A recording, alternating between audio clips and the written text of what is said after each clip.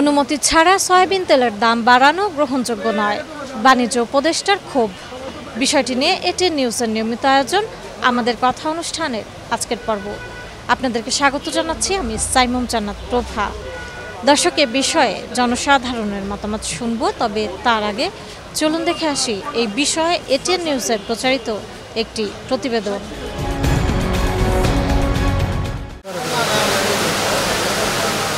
বাণিজ্য মন্ত্রণালয়ের অনুমোদন না নিয়ে মঙ্গলবার ভোক্তা পর্যায়ে সয়াবিন তেলের দাম বাড়িয়ে দেয় আমদানিকারক ও বাজারজাতকারী প্রতিষ্ঠানগুলো। প্রতি লিটার বোতলজাত সয়াবিন তেলের দাম বাড়ানো হয় ৯ টাকা। খোলা তেলও লিটারে ৫ টাকা বেশি দামে বিক্রি হচ্ছে। সয়াবিন তেলের দাম বাড়ানোর এই প্রক্রিয়াটি ঘটেছে সরকারের অগোচরে। বুধবার বাণিজ্য মন্ত্রণালয়ে এক সভা শেষে একথা জানান উপদেষ্টা শেখ বশির উদ্দিন। সবাই সামগ্রিকভাবে একত্রিতভাবে করেছে, মানে এই সামগ্রিক একত্রিক কোনো একটা কার্যক্রম অবশ্যই গ্রহণযোগ্য। বাণিজ্য উপদেষ্টা বলেন, ভোজ্য তেলের দাম বাড়ানোর কোনো যৌক্তিকতা নেই। তিনি জানান, মঙ্গলবার সরকারি ক্রয় কমিটির মাধ্যমে টিসিবির জন্য ব্যবসায়ীদের কাছ থেকেই কম দামে তেল কেনার অনুমোদন দেওয়া হয়েছে। ওনারা যে দামে আজকে বাজারে বিক্রি করছে সেখান থেকে প্রায় ২০ টাকা কম।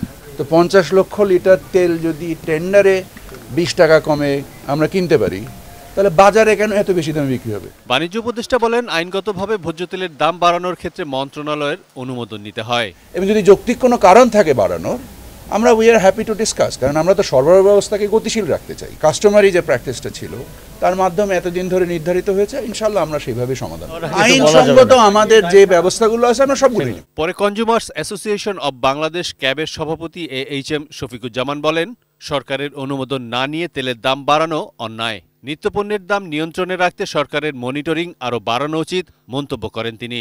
কারণ 1956-এ যে এসেনশিয়াল কমোডিটি অ্যাক্ট আছে, সেই অ্যাক্টের আওতায় আসলে আমাদের এসেনশিয়াল প্রোডাক্ট হিসেবে তেল এবং চিনি এটা বাণিজ্য মন্ত্রক থেকে মূল্য নির্ধারণ করে দেয়। তারা এই ৯ টাকায় যে বাড়িয়ে দিল, সেটি বাণিজ্য মন্ত্রকের সাথে যদি কনসাল্ট না করে করা হয়, সেটা আমি বলবো যে আইনের ব্যত্যয়। এখানে আমাদের যেগুলো প্রতিষ্ঠান আছে ভোক্তা অধিকার সহ, তারা আজকে এখনই তারা অপারেশনে নামছে কোথায় ব্যর্থটা হয়েছে, এবং সেই অনুযায়ী আমরা একটু অপেক্ষা করি যে কি ব্যবস্থা সরকার নেয়। Arif Jamal, ATN news, Dhaka.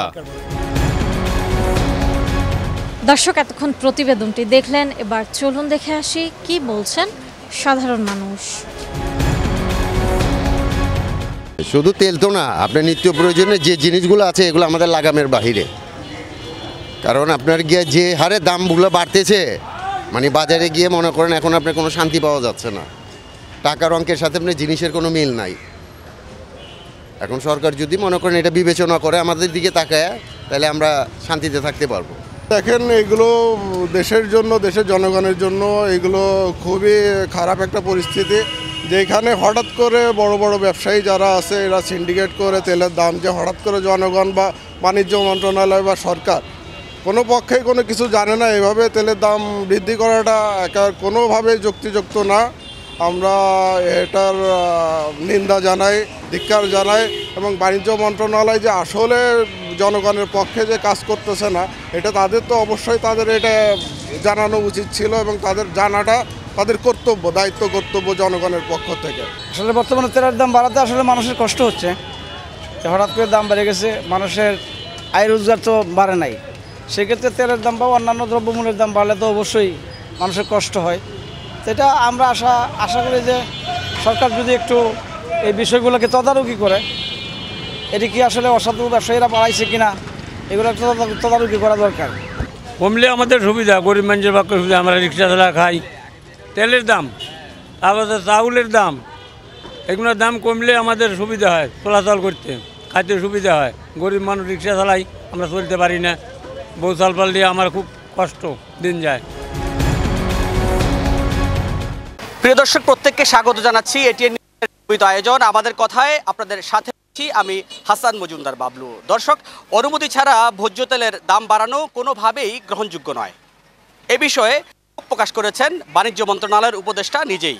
এ বিষয়ে কি ভাবছে নারায়ণগঞ্জের বাসিন্দারা, চলুন শুনে আসি। এই মুহূর্তে সরকারের সিদ্ধান্ত ছাড়া একটা সিন্ডিকেট আবার শুনছি তেলের দাম বাড়াচ্ছে, এতে মানুষ মরার পর খাড়াকের মতো অবস্থা হবে। মানুষকে অনেক কষ্ট আছে, মানুষ আর নতুন করে আরও অনেক কষ্ট মানুষ সহ্য করতে হবে। এটা ঠিক না, এটা অচিরে বন্ধ করা উচিত। যে সিন্ডিকেটটা বাংলাদেশের মধ্যে এইভাবে একটার পরে একটা জিনিসের দাম বাড়া যাইতেছে, আসলে সরকার এই বিষয়ে খুব দ্রুত পদক্ষেপ নেওয়া দরকার। এবং কারণ মানুষে এখন না বিশ্বাস মনে করে যে সব জিনিসপত্র এরকম দাম বেশি, হ্যাঁ, তো তার মধ্যে হুট করে সরকারও জানে না, শুনছি যে হ্যাঁ তারা কীভাবে ব্যবসায়িকরা এইভাবে জিনিসের দাম বাড়ায় দেয়।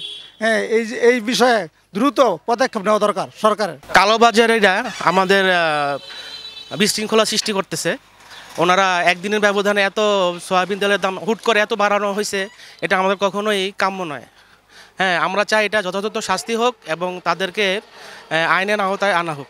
বর্তমান এই সময়ে দ্রব্যমূল্যের ঊর্ধ্বগতিতে এমনিতেই আমরা সাধারণ যারা আছি জনগণ হিমশিম খাচ্ছি। এর মধ্যেই অবৈধ মজুতদার এবং কালোবাজারিরা হঠাৎ করে এই সরকারের অনুমতি ছাড়া তেলের দাম বৃদ্ধি করায় আজ আমাদের জীবন সংকটাপন্ন হয়ে দাঁড়িয়েছে। আমি আশা করব বাণিজ্য মন্ত্রী যে ক্ষোভ ঝেড়েছেন তা অচিরে বাস্তবায়ন করবেন এবং প্রয়োজনীয় ব্যবস্থা নেবেন যাতে সাধারণ জনগণ সুন্দর ও ভালোভাবে বাঁচতে পারে। সরকারের অনুমতি ছাড়া সয়াবিন তেলের দাম বৃদ্ধির বিষয়টি অগ্রহণযোগ্য বলে ক্ষোভ প্রকাশ করেছেন বাণিজ্য উপদেষ্টা। এ নিয়ে রাজশাহীবাসী কি বলছেন চলুন জেনে আসা যাক। কোনো ব্যবসায়ী যদি কিছু করে আমি মনে করি অবশ্যই এই বিষয়ে সরকার জানে, আর যদি তারা অস্বীকার করে বুঝতাম এর ভিতরে অন্য কিছু আছে। আর সরকার চাইলে এগুলো কন্ট্রোল করা সম্ভব। সুতরাং তাদের সদিচ্ছার উপর ডিপেন্ড করবে তারা তেলের দাম বাড়াচ্ছে না বাড়াবে না। তারা যেভাবেই ধামাচাপা দেওয়ার চেষ্টা করুক। সুতরাং কোনো ব্যবসায়িক নিজ ইচ্ছাতে কোনো কিছু করতে পারবে না যদি কারো মদত না থাকে। এটা ব্যবসায়িকদের একটা অনৈতিক, আমাদের ব্যবসায়ীদের নৈতিকতাহীনের লোক। এরা মানুষের ভিতর পড়ে না, এরা ঘৃণাত্ম ব্যবসায়িক আমাদের দেশের। এক কথাই শেষ, দেশের মানুষের ভাবনা পাবে না। সামনে রমজান মাস আসছে, এই সুযোগটা নেওয়ার জন্য এরা এই চিন্তায় আছে। ইহুদু খ্রিস্টান যারা আছে তারা এইসব প্রোগ্রামে ওদের জিনিসের জন্য বৌদ্ধ নিত্য প্রয়োজন জিনিস আর কমে দেয়। আর আমাদের দেশের ব্যবসায়িকরা এদের যে নৈতিক চরিত্র, এরা মরেও জীবনে শান্তি পাবে না। আমার তো বিশ্বাস সরকারের অনুমতি ছাড়া তারা দাম বাড়ায় নাই। আর যদি বাড়িয়ে থাকে সরকার ব্যবস্থা নিচ্ছে না কেন? সরকার ব্যবস্থা নেওয়া উচিত, তাহলে বুঝবো যে হ্যাঁ সরকারের অনুমতি ছাড়াই তারা বাড়িয়েছে দামটা।